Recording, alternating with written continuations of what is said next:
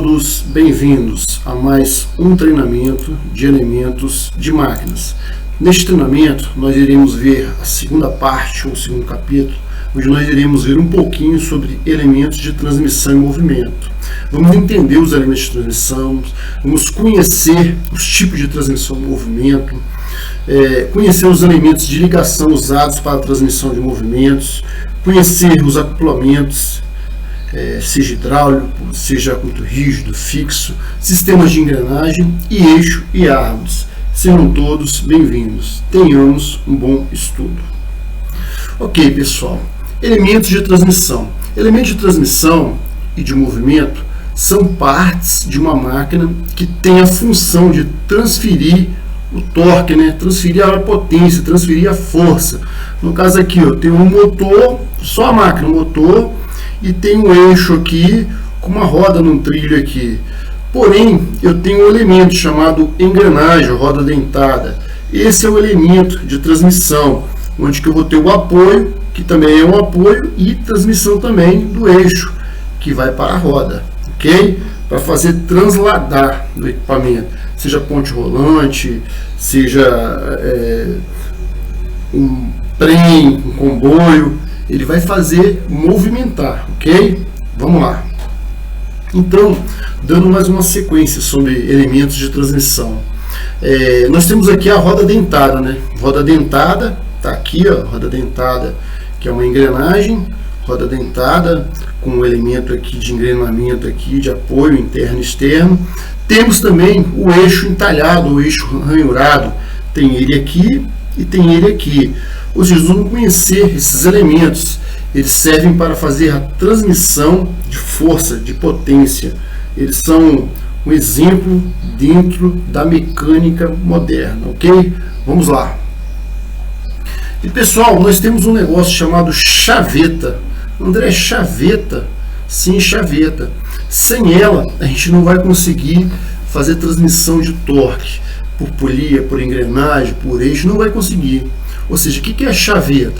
A chaveta é uma peça que serve para fazer montagem e desmontagem, Quando assentada a um rasgo, produz a transmissão de potência ou torque entre a árvore, no caso o eixo, e o elemento associado pela conexão, no caso uma engrenagem, uma polia, o acoplamento. Ou seja, chavetas são normatizadas para diversos perfis e tamanhos.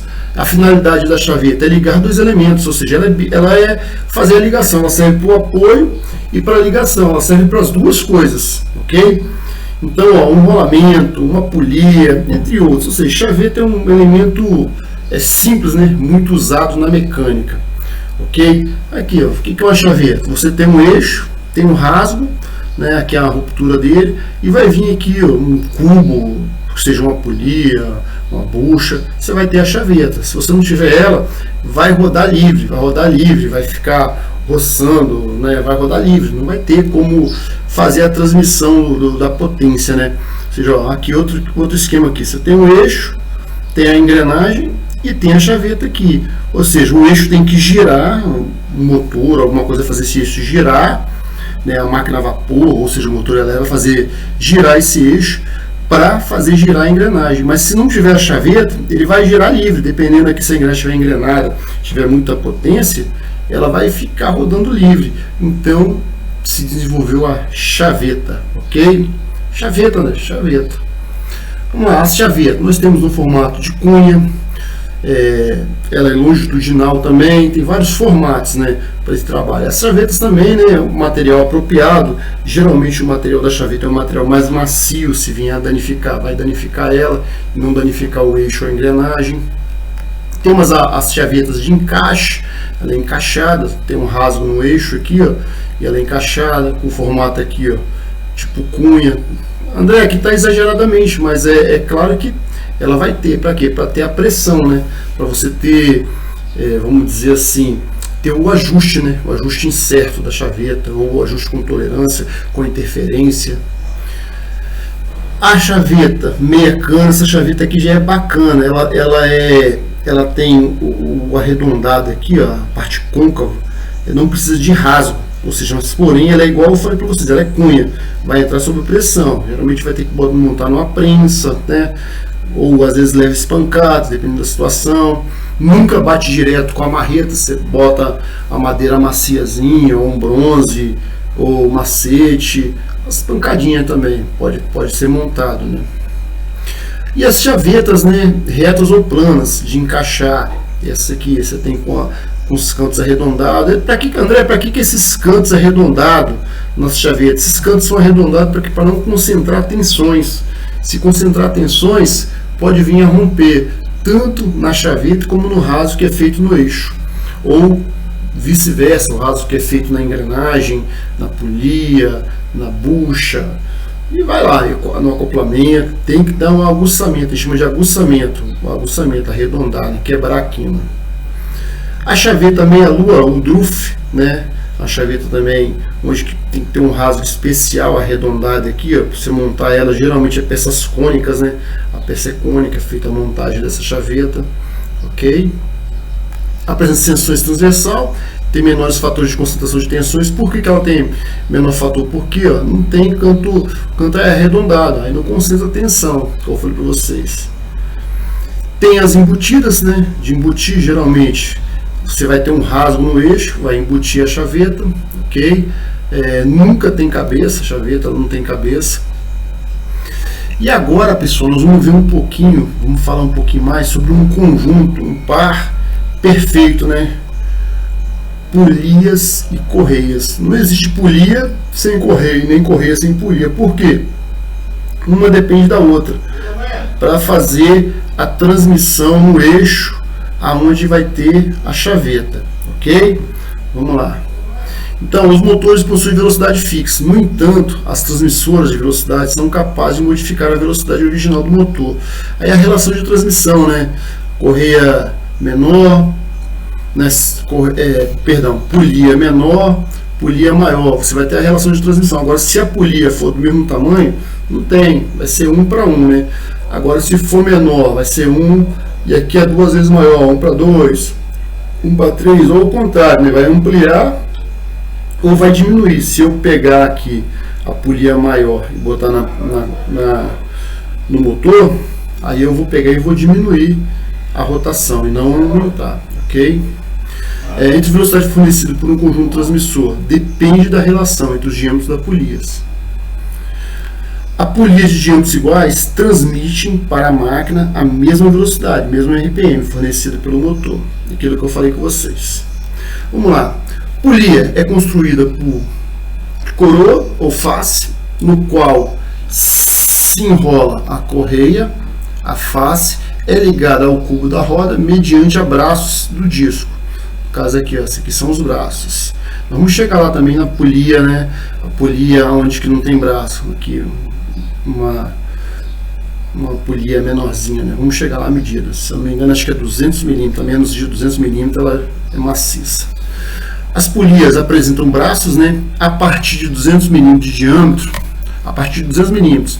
Se ela tiver menos de 200, ela não vai ter braço, ela vai ser maciça. Agora, se ela tiver mais de 200, ela vai ter braços. A partir desse valor, a coroa é ligada ao cubo por meio de disco, ou seja, as mais utilizadas são as trapezoidais e sincronizadas, como ilustrado na figura abaixo. Mais usada, correia, né, trapezoidal. Possivelmente vai ter que botar, se você tem uma correia trapezoidal, né, você vai ter que montar na polia trapezoidal. Aqui já é uma polia especial, uma polia dentada, não é engrenagem, não, é uma polia dentada, né? E aí a correia também vai ter que ser especial, é para você não perder torque, não perder por deslizamento. Muito bom também, tá? Para se trabalhar. Aí as polias, tanto as correias, têm os perfis já pré-determinados para ter um padrão internacional, ou seja, as polias trapezoidais devem ser providas de canaletas, né, ou canais, são dimensionadas de acordo com o perfil padrão da correia a ser utilizada. É o que eu falei para vocês, ó. Vai ter A, B, C, D, aí só você vir na tabelinha e vai ter as medidas. A E, por exemplo, vai ter uma altura de 25 e a largura maior aqui, ó, de 38. É tudo em milímetros, tá bom, pessoal? Outras características são, praticamente não apresenta deslizamento, né? Permite o uso de polias bem próximas e elimina ruídos e choques típicos de correias emendáveis. Aí aqui nós temos uma inspeção, né? Uma inspeção de correia e polia. Você vem primeiro, observa, por observação mesmo, observa, você tem que ter a visão, né? Vai observar, ver se não está muito folgado, ver se não está soltando tira. Você vai ouvir, né? Vai ouvir também se está algum barulho, ok? Então a partir daí você vai ter que ver o que? Verificar o tensionamento, né? Se ela está tensionada ou não, né? Aí aqui são os formatos que pode ser tensionado, né? A correia. Tensionamento interno, tensionamento externo, e o esticador, né? A gente fala em esticador da correia. Quando você não consegue esticar ela empurrando, vai ter um esticador. Aqui é um cálculozinho simples, pessoal. Simples para a gente pegar e visualizar no dedão mesmo, para verificar a tensão, né, da correia. Ou seja, você vai medir o comprimento do vão, essa medida aqui, ó. Medida aqui, você vai ter que medir aqui, ó, do centro de um eixo ao centro do outro, onde está a polia. Você vai pegar e verificar. Vai ter o vão T. Depois de ter esse vão T, você vai pegar e fazer um aperto aqui, ó, com o dedinho mesmo, ou com o próprio martelinho. Tá com o martelinho, faz uma força com o martelo, dependendo da situação, você faz uma força.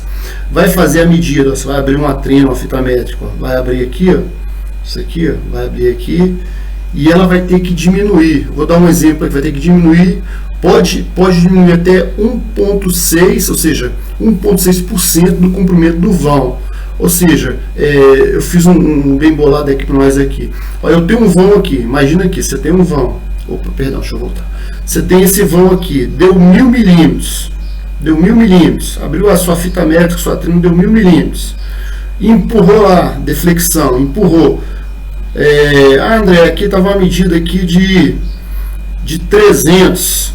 Diminuiu a deflexão. Viu que diminuiu para 284, tá bom, 280, tá bom, tá dentro da média, 16 milímetros a deflexão, deve ser 16 milímetros, ou seja, empurrou, tem que fazer a medida, você vai empurrar, vai ver essa diferença aqui, ó, 16 milímetros, a diferença da deflexão, 1,6, pessoal, André, aqui deu 16, porque 1,6, ou seja, 1,6% de 1000 é igual a 16, ok? Mas você vai tirar a medida lá, você vai pegar e vai ver essa medida. O que tem que ser? 1,6% do comprimento T, ok? Tamo junto? Aí você vai ter que ver se está muito apertada ou se está muito frouxa. Se estiver muito apertado, vai perigoso até queimar o motor, vai ficar desgastando energia e tal, vai ter afrouxamento. Se estiver muito frouxa, pode haver escorregamento, pode vir a danificar a correia. Então, quer dizer, tem que ter uma manha para montar isso aí. Então, são alguns segredinhos que a gente trabalha na mecânica, ok? Importante também, toda correia, uma coisa muito importante, ter o EPC. O EPC é o que? A proteção dela. Tem que ter uma proteção. Por quê? Se tiver sem a proteção, pode voar alguma coisa aqui, venha danificar, pode passar alguém e puxar roupa, puxar a mão do cara, pode vir a se machucar. Proteção, né? Os problemas comuns das correias, né? As rachaduras reduzem a tensão e a eficiência. O excesso de poeira provoca rachaduras. Ou seja, para isso tem que fazer a inspeção, ok? Vibrações, falta de tensionamento, paralelismo, alinhamento incorreto, ou seja, a gente acaba colocando problemas, né, quando vai fazer a manutenção, se não for bem feito. E correia virada, polia desalinhada, ou polia gasta, ou vibração excessiva. Existe também um manual que fala o seguinte: cada troca de 3 vezes se trocou a correia, depois de 3 vezes trocou a correia, na 4ª vez tem que trocar a polia também, ok? Isso é norma.